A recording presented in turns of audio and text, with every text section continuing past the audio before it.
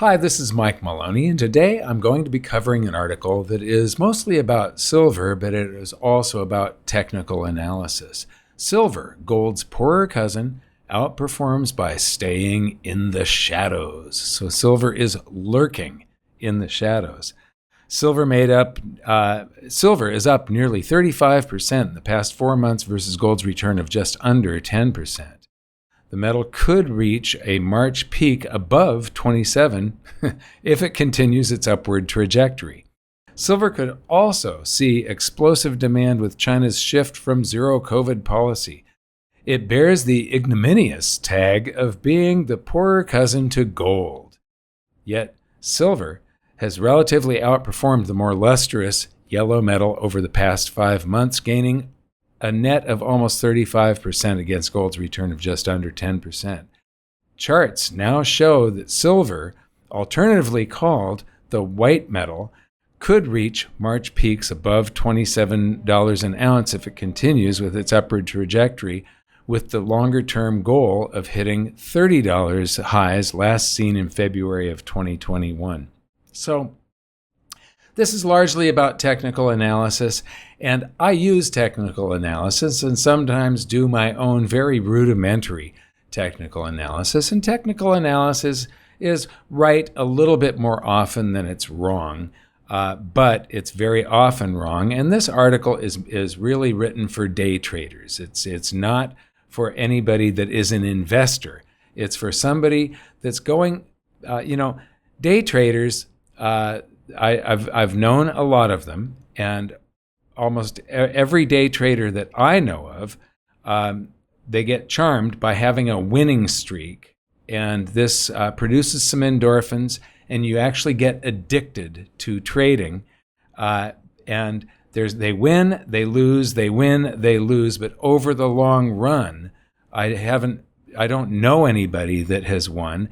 I believe that the people that do win on a regular basis end up being hired by the big brokerage firms on Wall Street, and that is who you are going up against when you're a day trader. You're going up against somebody in a Wild West shootout, gunslinging shootout. Somebody's going to end up dead, and it's usually not the professional on Wall Street.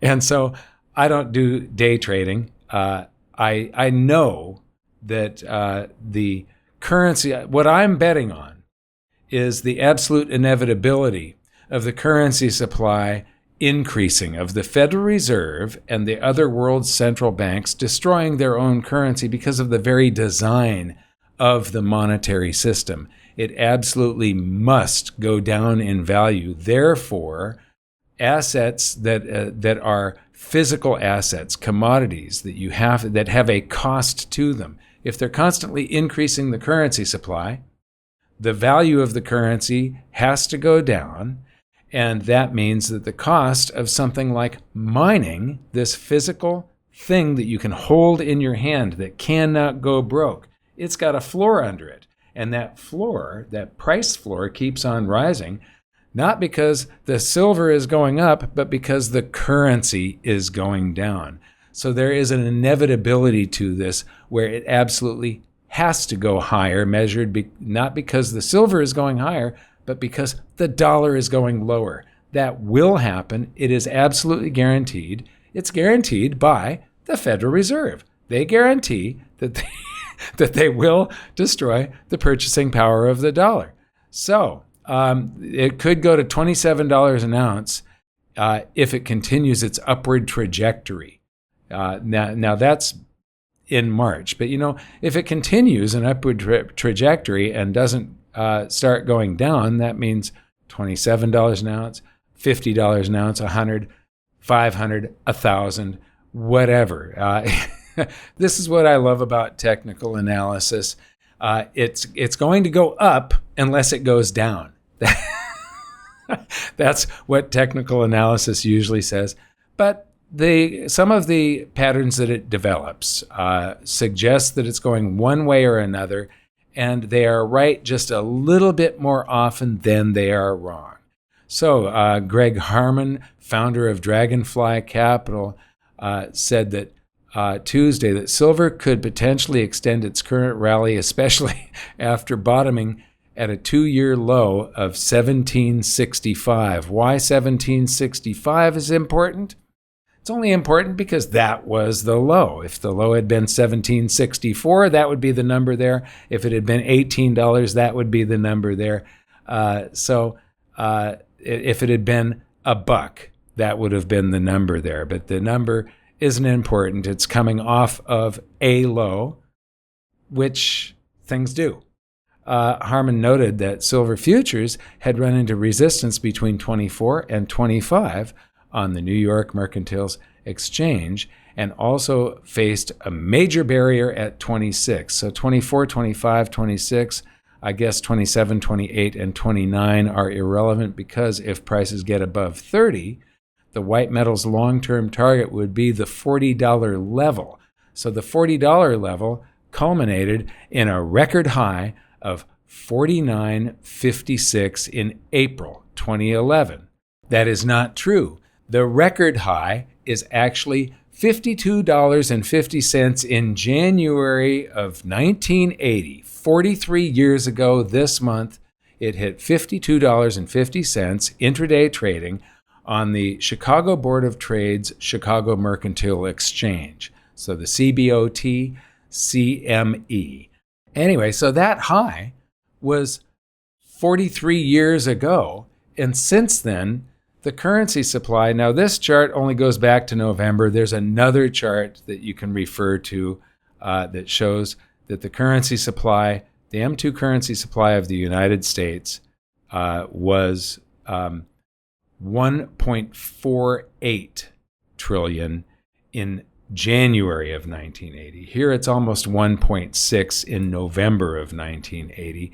But from then until today, the currency supply has been expanded just under, a whisker under, 15 times. So if you take the 1980 high of 52.50 times 15, you end up with it's 780 or something like that, greater than $750 per ounce. Now, if I say that silver is going to $750 per ounce, there's a whole bunch of people that are going to say that I am crazy, that is impossible. It cannot do that.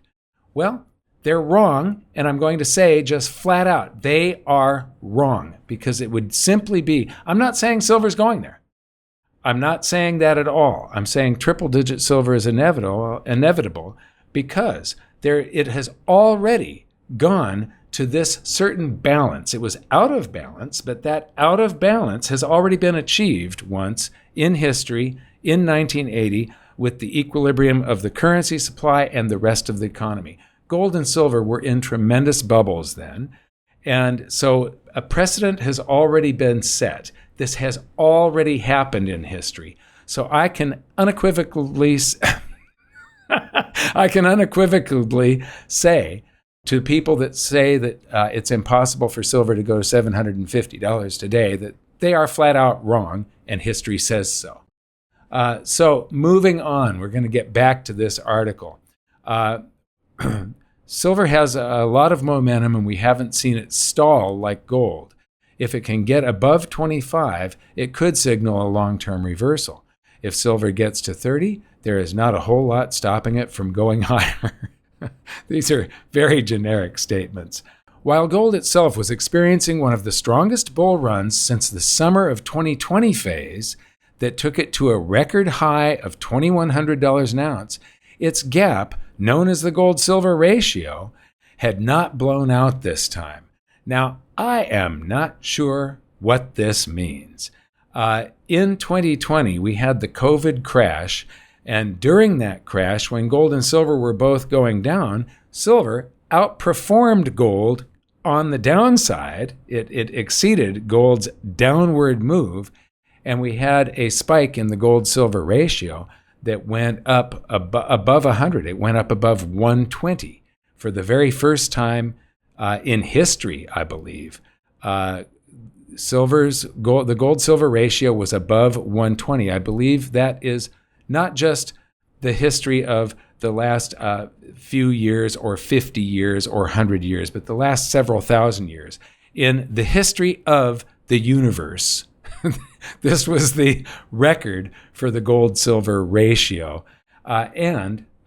So at the time of this of writing, the ratio, which measures how many ounces of silver 1 ounce of gold will buy, stood at 78.1, below the critical mark, the critical 80 to 1 mark, or higher, that often characterized the gold-silver relationship.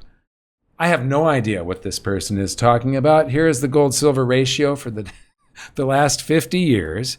And this red line, I could not get it to land exactly on 80. So this is 80.02. So who cares? But it's close enough to 80.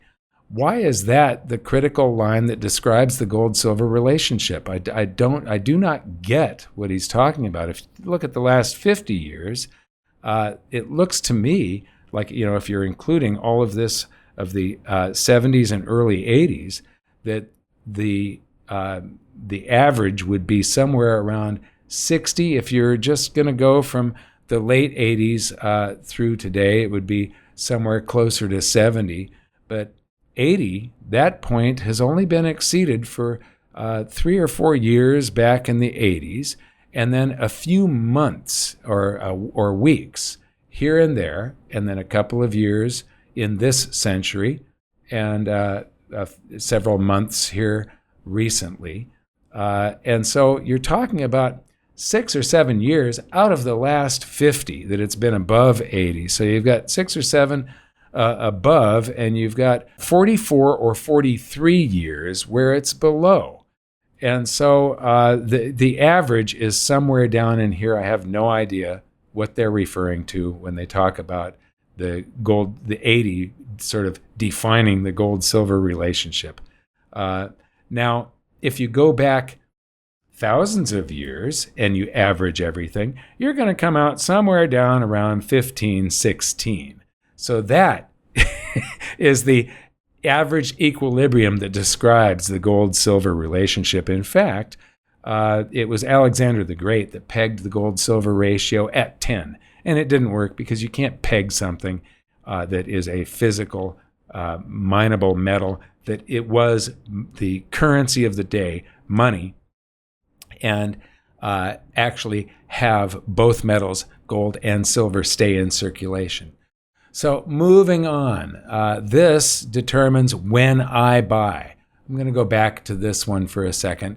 I buy only gold when we're down in this region. So there's been very few times where I have purchased only gold.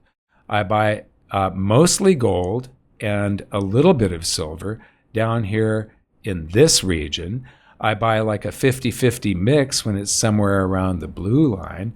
Up here, I buy mostly silver and a little bit of gold. And when it's above 75, 80, I just can't. This thing will not allow me to buy gold. I buy only silver. I was able, because of this ratio, we'll go back to the one that's on my website, GoldSilver.com, and I was able to make purchases, and I don't care what the price is. This ratio is actually much more important to me than the price. But I was able to make a couple of purchases above 100. And then again, my most recent purchases were last year, and I was able to purchase silver above 90 again. And so and why is that important to me? Because when it's out of whack to one side, it's probably going to hit some extreme on the other side. If you buy silver at 80 and then you decide to convert to gold at 40, you just got twice as much gold as you paid for. If it does fall to 20 and you still hold on to your silver and then convert it, you're going to get 4 times more gold than you paid for. There are scenarios, depending on what is happening with the economy, where I will be either selling my silver for currency and then buying something else with it immediately, or I will be trading it for gold. And it all depends on how bad things look. And this ratio will tell me what to do. As long as we're on an article about technical analysis, I want to point out that one of the more reliable indicators is a head and shoulders pattern. And here we have a shoulder, and a head and a shoulder, and you draw a neckline. And should this come down and break the neckline down at 62.50 or 60 ratio of 60, that means that what you normally do is you take the head and flip it upside down, and it would predict something in this area. So if you can buy silver at this ratio of 80 and then convert it to gold at the ratio of 40, you just got twice as much gold as you paid for. So it's a great way of getting a discount on gold. And so getting back to the article, it goes on and it talks about China lifting their, going away from their zero COVID policy, and solar panels. And one of the things that, I haven't been following exactly how much silver is in a solar panel, and I'm not sure if this is the best reference article, but it's saying 20 grams. So now I know the melt value of all of my solar panels up on my farm. China has a big soaring demand for solar panels. Now, Sunil Kumar Dixit says that the spot price of silver shows that it's back on track to breaking current resistance at 24.55 if it stays above the December close of 23.96. So where is it today? It's at 23.78, and so it has broken below. Now, I'm not sure if he's talking about intraday trading or if these are closes, but when somebody starts throwing out price after price after price, it just gets my head spinning and I can't follow it. And you know what? These technical analysts, I really don't care. I'm betting on the long-term trend, not what's going to happen tomorrow. So a bullish continuation emerges with the crossing over of spot silver's 5-week exponential moving average of 23.60 with the 100-week simple moving average of 23.26. A break below 23.10 will signal a decline toward the 50-week exponential moving average of 21.85, Dixit said. I just think this is hilarious. As long as the metal remains trapped within the previous week's 24.57 and 23.11 parameter, traders were likely to remain undecided on direction. So basically he's saying up above the paragraph above this that if it goes up here, it could go up. If it goes down here, it could go down. If it stays within this range, nobody knows. So breaking through 24.57 will indicate strengthening momentum. And if we can take out 25.70, we can extend the upward move towards the next major resistance of 26.85. Therefore, if it goes up, it's going to go up, unless, of course, it goes down. So moving on to some actual economic indicators. U.S. international transactions. This is the current account balance. So it's the current account deficit or surplus of the United States. And, you can't have a continuous surplus or deficit on a fixed monetary system like gold. But ever since we went off of some sort of connection with gold, even though this was the last vestiges of a baloney pseudo-gold standard called the Bretton Woods system, when Nixon took us off of it in 71, we have been able to run a continuous current account deficit because we are able to print currency and pay for things with it, and with no repercussions until all of the energy builds up and is released in what Ludwig von Mises calls a catastrophic failure of the currency system involved. And so here we have the quarterly U.S. current account and the component balances. And what you see here, there's a zero line. If we were still under some sort of fixed monetary system where we can't create units of currency at will, this would probably range between plus 20 or 25 and minus 22. So the scale would go, instead of 400, this would say minus 20 or 25. On top here, instead of 150, it would say minus 20 or 25. And what you would see is these blue bars and these gray bars would swap positions once in a while. They would be doing this, basically. And things are never in balance in the short run, but in the long run, it's scales just swaying back and forth because something like gold will not allow the economy to get this far out of balance. And here is a better way of looking at it. Here's your imports of goods and services and income payments, the payments that we pay out. So the imports of goods and services and income from, this is investment, the flows of cash and investments. These are the exports of goods and services. And we aren't exporting as much stuff as we import. That gap is what makes up that chart that was above. And this has been out of whack since 1971, and it keeps on building and building and building.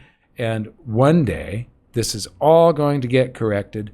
We just don't know how long the game will go on, but the beneficiaries will be the people that are holding precious metals. So this Moonblaster here is responding to Mike, it's Mish, which is Mike Shedlock. Is it okay to be terrified of this? And this is a great chart.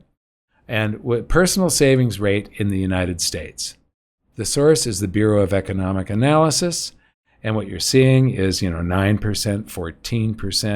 14%, 3%. And so the personal savings rate bounces up and down. And this was when they were sending everybody free currency, just print it up and mail out a check. And then that stopped, and look at what has happened. And yes, you should be terrified of this if you're not a precious metals investor. This correction here, there's never been anything like the scale and the speed of this correction. And it says recession warning, personal savings rate just hit the lowest level on record in late 2022. Well, I'm not so sure about that. 2.2%, it seems like 2.1% is lower than 2.2%. So I don't think it was the lowest level on record, but it sure is close. But what I can tell you is that if you look at the speed of the speed and scale of this plunge, it's not the speed and scale of this plunge. So this is very dangerous. I do agree with them. This stuff cannot happen in a system that is not based on voodoo, which is what a fiat currency system is based on. It's based on a belief and just voodoo. And so, in closing, I want to give you this meme here. And it is misphrased. This should say statism. Statists are people that have a belief. Statism is the belief. So statism is the belief that a group of people who can't fix potholes can fix the entire planet. I want to thank you for watching. We'll see you next time. At GoldSilver.com, we have a price match guarantee, free shipping, global storage options, and phenomenal customer service. Thanks for making GoldSilver.com your bullion dealer.